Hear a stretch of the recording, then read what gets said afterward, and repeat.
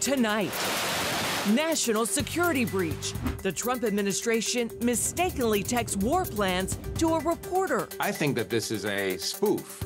I think that someone is running a hoax. The latest fallout. Plus, in the hot seat, Mike Huckabee's Senate confirmation hearing for ambassador to Israel. We have the highlights. And acquiring Greenland. The administration sends another U.S. delegation to the Arctic island, but could get a less than warm reception. All this and more tonight on Faith Nation.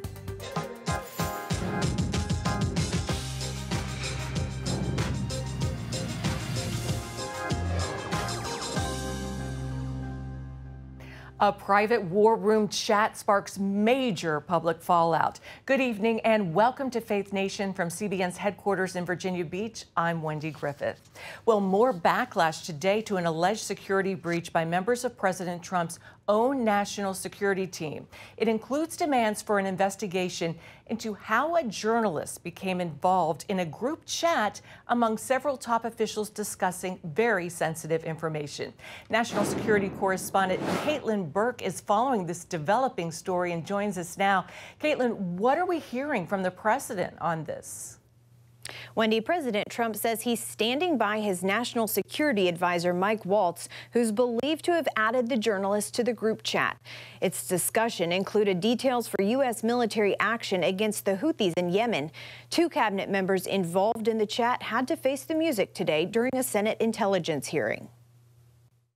My communications, to be clear, in a signal message group were entirely permissible and lawful and did not include classified information. CIA Director John Ratcliffe and Director of National Intelligence Tulsi Gabbard appeared Tuesday as part of a previously scheduled hearing. Democrats wasted no time grilling the two over the group's use of the messaging app Signal to discuss matters of national security. There's a difference between inadvertent release versus careless and sloppy, malicious leaks of classified information. One of the things that I was briefed on very early, Senator, was by the CIA records management folks about the use of Signal as a permissible work use. It is. That is a practice that preceded the current administration to the Biden administration. The journalist mistakenly added to the group Jeffrey Goldberg, editor-in-chief of The Atlantic. It seems completely absurd to me that the national security leadership of the United States would be meeting on a messaging app to discuss forthcoming military action. In an interview with NBC News Tuesday, President Trump said National Security Advisor Mike Waltz learned his lesson and is, quote, a good man. Other names on the messaging thread include Vice President J.D. Vance and Secretary of Defense Pete Hegseth, who maintains no classified information was discussed. Nobody was texting war plans, and that's all I have to say about that. Goldberg, meanwhile, says some of the information was so sensitive, his outlet decided it shouldn't be published. National Security Advisor intended this to be, as it should have been, a mechanism for coordinating between senior level officials, but not a substitute for using high side or classified communications for anything that would be classified. And I think that that is exactly what did happen. While Republicans steered clear of the topic during Tuesday's hearing, Democrats demanded accountability. Plenty of declassified information that shows that our adversaries, China and Russia, are trying to break in to encrypted systems like Signal. If this was the case of a military officer or an intelligence officer and they had this kind of behavior, they would be fired. Amid bipartisan calls for an investigation, the National Security Council says in a statement it's looking into how a journalist's number became added to the chat. Committee members are also demanding access to the message thread. Another round of questions expected tomorrow from the House Intelligence Committee. Wendy? Thanks, Caitlin. Great reporting. With us now is Brad Bowman, Senior Director of the Center on Military and Political Power with the Foundation for Defense of Democracies. Brad, in addition to your 15 years as an active duty Army officer, you also worked on the Senate Armed Services Committee and as a national security advisor. So you are well qualified to do this interview. How big of a breach was this, Brad? And talk about what kind of damage could have been done. Thanks for the opportunity to join you. Yes, during my time in the U.S. Army and my time advising members of the Armed Services and Foreign Relations Committee, I had access to classified information throughout that and went to the Military Intelligence Officer Advanced course. And I would tell you, just as trying to be a straight shooter here, this was a serious mistake that should have never happened. And you have partisans on both sides doing what partisans do, trying to spin it to advantage. But that's the bottom line. And it's dangerous. And it's dangerous because we have adversaries of the United States who are working overtime to try to penetrate our systems, to gather intelligence, to hurt us. And there's debates, this is war plans, this is not war plans. Let's be clear. This was a discussion on an unclassified messaging app about weapons, targets, and timing of future attacks. That is fundamentally classified and should have never been discussed on an unclassified app. Why? Because that information can be used by our adversaries to kill U.S. service members or make their mission less effective. Full stop, bottom line. Should have never happened. We need to understand what happened, how it happened, to make sure it never happens again. Brad, how common is the use of this app Signal across the government, particularly with classified information? Signal is used by a lot of individuals in government, maybe in their private lives. The director of the CIA was making a case that it's used on some official systems, but that kind of misses the point, because the bottom line is it's an unclassified system, and anyone who's had exposure or access to classified information understands you never put classified information on unclassified systems. Why? Because they're less secure and they can be exploited by our adversaries and used to hurt our country, our citizens, and our service members. Brad, some have suggested this leak was intentional. What do you think? I think that is silly. I see no evidence for that. And I think you have the administration basically acknowledging the truth of what happened here. And I'd say we should just be thankful that we didn't have a less responsible journalist on the line, because he chose to not disclose some sensitive information here. And I would say behaved rather responsibly and admirably on the part of the reporter. Yeah, thank God for that. Brad Bowman with the Foundation of Defense of Democracies. Thanks, Brad. We appreciate it. Thank you. Turning overseas now, Israeli airstrikes are pounding the Gaza Strip as the IDF continues its push to take out Hamas leaders. Gaza's health ministry, run by Hamas, says nearly 700 people have been killed since a 2-month ceasefire broke down last week. On Monday, Hamas released new video of Israeli hostages. Israel's defense minister issuing a new warning today, saying the IDF will keep taking territory in Gaza unless Hamas releases the remaining 59 hostages. If Hamas continues in its rejection, it will pay increasingly heavy prices in the taking of territory and the elimination of operatives and terror infrastructure until its complete defeat. And a new diplomatic push. Israeli media says Minister Ron Dermer will travel to Washington soon. He's expected to urge the Trump administration to set a deadline for its maximum pressure campaign on Iran, aimed at stopping Iran's nuclear program. Israel says once that deadline passes, military action may need to follow. While the crisis in the Middle East continues, a major development in the war in Ukraine. Moscow and Kyiv have agreed to a truce at sea and a ban on attacks against each other's energy facilities. The deal, brokered by the U.S. during talks this week in Saudi Arabia. If implemented, the agreement would be the clearest progress yet toward a wider ceasefire and eventual end to the war. Both countries say they would rely on Washington to enforce the deal. Well, in other news, a planned visit to Greenland this week by a high-level U.S. delegation is raising temperatures on the Arctic island. The group includes Vice President J.D. Vance's wife, Usha, as well as National Security Advisor Mike Waltz, who plans to visit a U.S. military base. The Prime Minister of Greenland feeling less than hospitable, calling the visit highly aggressive and claiming Waltz's presence is a power move. President Trump maintaining the group is invited. The PM denies it and says his government will not meet with any of the delegation. President Trump has been very open of his desire to acquire Greenland, which is part of Denmark. Up next, Mike Huckabee faces tough questions on Capitol Hill. How his nomination as U.S. ambassador to Israel could shake up American policy in the Middle East. Stay with us.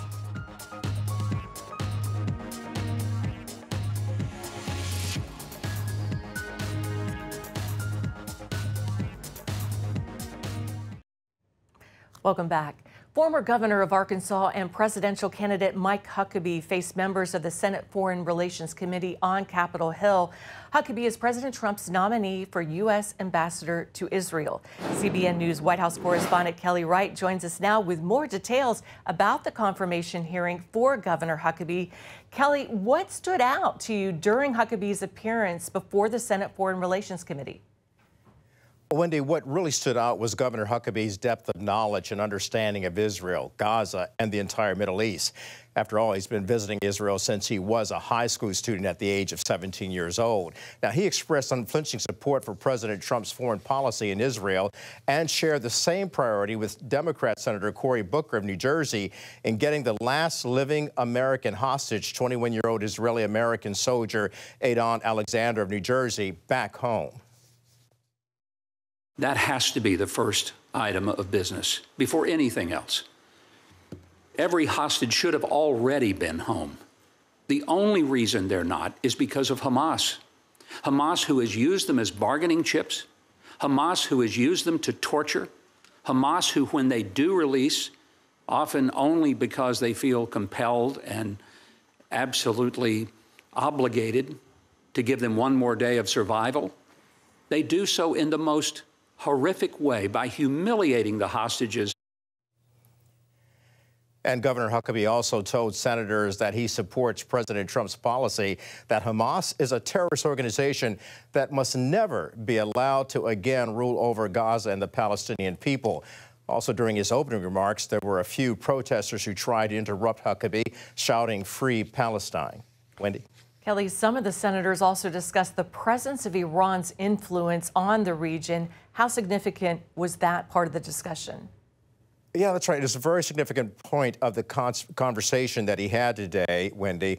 Governor Huckabee explaining that Iran remains the most significant threat to peace for Israel and its neighbors in the Middle East because the Iranian regime continues to use its proxies, Hamas, Hezbollah, and the Houthi rebels to attack Israel and disrupt efforts to develop that peace. Because of that, he supports President Trump's maximum pressure on Iran, stating it is better to bankrupt Iran than to bomb them. If confirmed, he vows to work with the Trump administration securing peace throughout the entire Middle East. And Kelly, senators also had tough questions today for two more of Trump's picks, Dr. Mehmet Oz, who's been nominated to run Medicare and Medicaid, and Frank you have to help me with that last name, Bisgano, you can help me, tapped to lead Social Security. Tell us about those. Yeah, he does have a tough last name, doesn't he? But let's start with Dr. Mehmet Oz, who faced the Senate Finance Committee.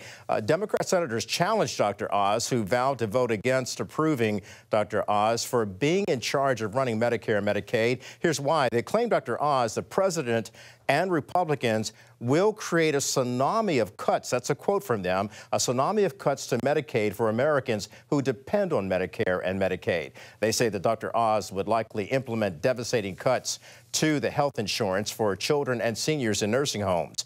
On the nomination of Frank Bisignano, a billionaire who, if confirmed, will head Social Security, senators expressed concern about the vital concerns that many citizens throughout America have nowadays about Social Security benefits for all Americans. Senator Bernie Sanders, for example, pointing out that some older Americans are actually living on $15,000 a year.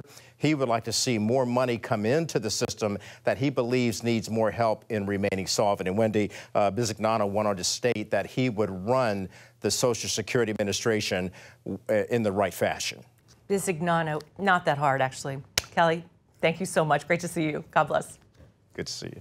Well, coming up, a former Harvard professor speaks out why she says plagiarism, politics, and lost values are hurting America's top universities.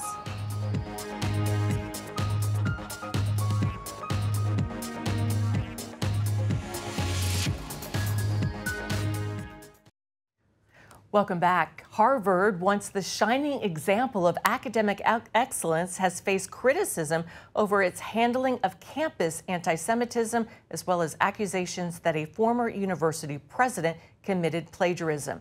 Dr. Carol Swain is a victim of plagiarism herself. I sat down with her to talk about why she believes colleges and universities are losing their way. Take a look. Retired professor Dr. Carol Swain, who taught at Princeton, Duke, and Vanderbilt, worries about the future of higher education in America. I would say today that the ideas associated with Marxism and socialism have seeped into every sector of the university. On this cold night in Nashville, Swain spoke to the Vanderbilt GOP Club about her new book, The Gay Affair: Harvard, Plagiarism, and the Death of Academic Integrity. She began, though, by telling them about her humble upbringing and why the American dream is possible for anyone who puts in the work. I was one of 12 children, born and raised in rural poverty in southwestern Virginia. We all dropped out of school after completing the 8th grade. I married at age 16, had my first child at age 17, and in my early 20s, I earned a GED, went to a community college and got the first of 5 degrees. I graduated magna cum laude from Roanoke College while working 40 hours a week, nights and weekends at the community college library. And then I went to Virginia Tech, got a master's in political science, later a PhD in political science. And after I had been a professor at Princeton, tenured, I went back to school and got a law degree from Yale. A prolific author, Swain's most famous work, Black Faces, Black Interests, asked the question, how well does the U.S. Congress represent African American interests? And it was from this book that former Harvard President Claudine Gay is accused of plagiarizing. How did that make you feel? I went through a range of emotions. Maybe, she just accidentally did that, but then I started reading her work and looking for citations and references to my work, and I became disturbed. And then very sad, because we're both Black women, and I thought it was a bad look for Black women. On January 2nd, 2024, after only 186 days on the job, Claudine Gay, Harvard's first Black female president, announced her resignation. Swain partially blames DEI policies for Gay's fall. They fast-tracked her. And so that's part of the problem, but she gave disastrous testimony before Congress, along with 2 other university presidents, about anti-Semitism on campus. And so of the 3, Claudine Gay stood out because she was not willing to really articulate a moral, sensitive policy to the harassment of Jewish students. You say what happens at Harvard affects the entire world. What do you mean by that? Everyone wants to be Harvard. If Harvard is lax about its academic integrity and standards, not only will it impact the other institutions, but also K through 12 education, because the private and public schools, everyone's looking to Harvard for leadership. That's one reason I believe our country is in decline, because the Ivy League institutions, for the most part, are being controlled by people that have clear Marxist leaning as far as their ideology. Another problem, according to Swain, the often double standard that exists between students and faculty. Harvard, in most institutions, they have strict penalties and guidelines for students when it comes to plagiarism.